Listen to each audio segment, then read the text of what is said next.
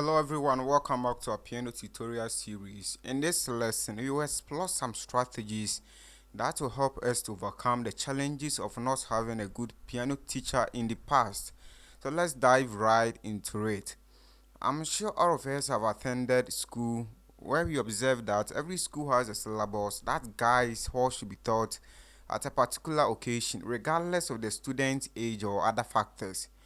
Beginners often struggle with wanting everything they see without understanding the time and the quantity required in their playing. In relation to this piano learning, let me provide you with a syllabus that will help you to track your progress on this piano learning journey in their order of priority. So let's start with system of naming the piano keys. But before that, make sure you hit on the like and a subscribe, and make sure you comment, share the video as well. When it comes to system of naming the piano keys, three things goes into it. We have the alphabetical system, numerical, and the solfeggio system. These are three different ways of naming the piano keys at our standard. When it comes to the alphabetical system, it describes itself already. It means using alphabet like A, B, C, D, and so forth to name your piano keys. So if you take the white note for instance, it starts naming from C, D, E, F, G, then come back to A, B, C. So they just like using A, B, C, D, and this alphabetical system of naming. So we have the numerical system of naming. In that case, you're going to be using numerics like 1, 2, 3, 4, 5, and so forth. So in this case, instead for you to be using C, D, E, and so forth, you'll be playing, we'll be assigning the notes by 1, 2, 3, 4, 5, 6, 7, 8. So this is another way of naming your piano keys. It's nice way of going around your nomenclature. So we also have the solfeggio system. This is an Italian system and it's very good for those who plays solo instruments like saxophone, trumpet, trombone, flute, and those stuffs. Okay, so in that case, they'll be using solfege. That's do, re, mi, fa, sol, la, ti, do. So that's the solfeggio system of naming your piano keys. If you're someone who have adjusted yourself only on one system, you'll be finding yourself wanting. For instance, if you go online to learn piano tutorials like those foreign style of plays, they'll be using more of the numerical and the alphabetical system of naming. Never you hear do, re, mi, okay, because the solfeggio is for the Italian, and I said earlier that it's good for those who play solo instruments. The next thing you should be abreast of is what they call accidentals. I know your teacher never bothered to teach you this, but on this channel I'm giving it out for free, okay? So consider subscribing. Accidentals refers to just symbols that are being placed before a note to indicate a temporal alteration in pitch, okay? So accidentals includes sharps, flats, and naturals. So what are sharps, what are flats, what are naturals? If you take the C, D, E, the white note, these are the natural note, okay?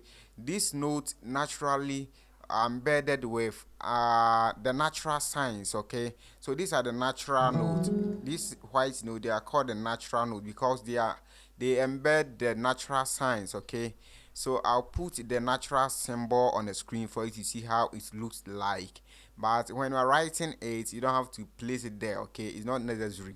So what's the meaning of sharps? Sharp is just like a movement onto your right hand, or movement that goes to the positive, or a movement that ascends, okay?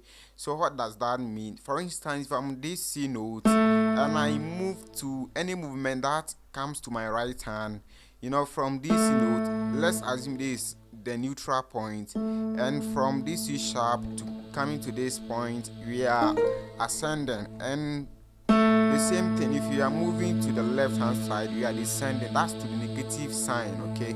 So if I move from this note to any of these notes here, it means I have sharp, okay?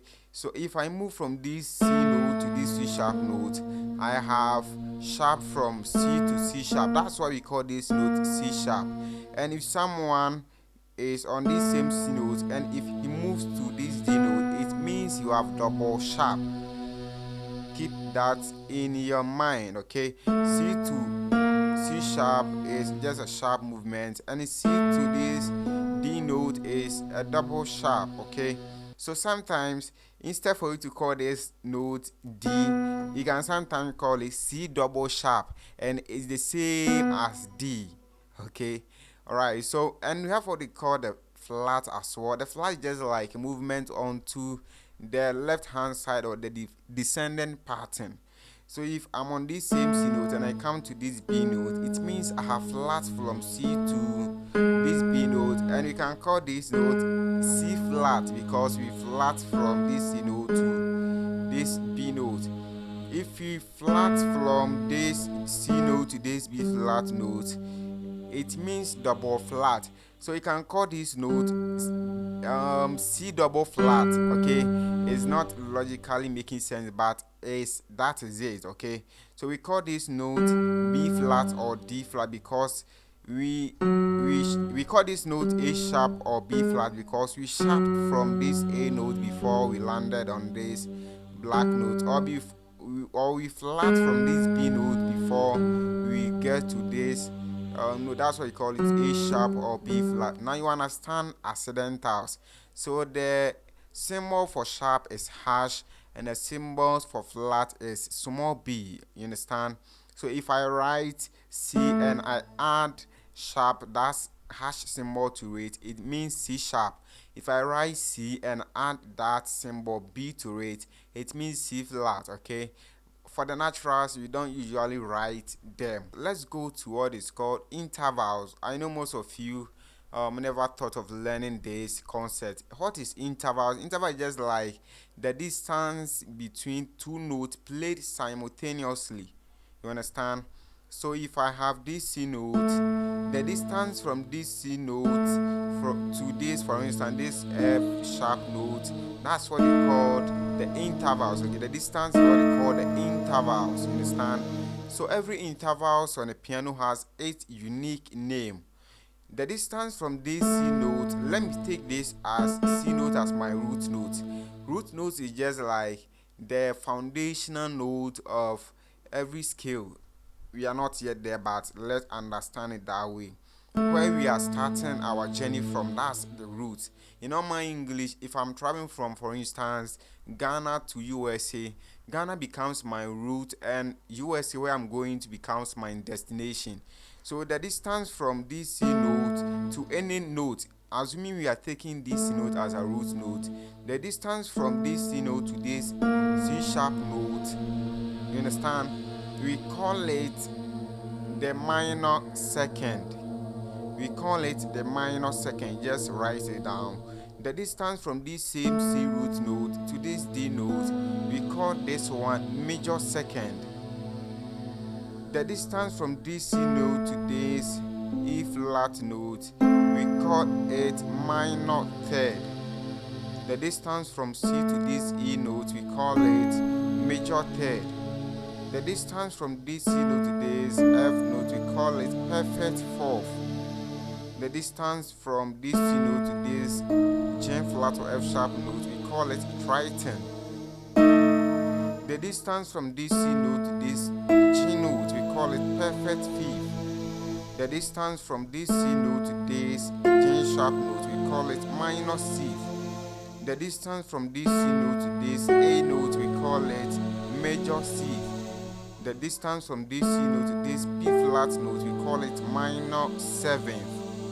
The distance from this C note to this B note, we call it major seventh, and the distance from this same C note to this C note, we call it octave. So I said that intervals is the distance between two different notes that are being played simultaneously. The names given to that distance is basically what they call intervals. So as at this point, I'll leave you to just go through them, and if you enjoyed this video, kindly comment continue, and I'll just take you through from the basics. The next section, I'll be diving into skills, ear training, metronome, chords, and those stuff that you never thought of. I'll be taking you through them. Okay, so thanks for your time. God bless you.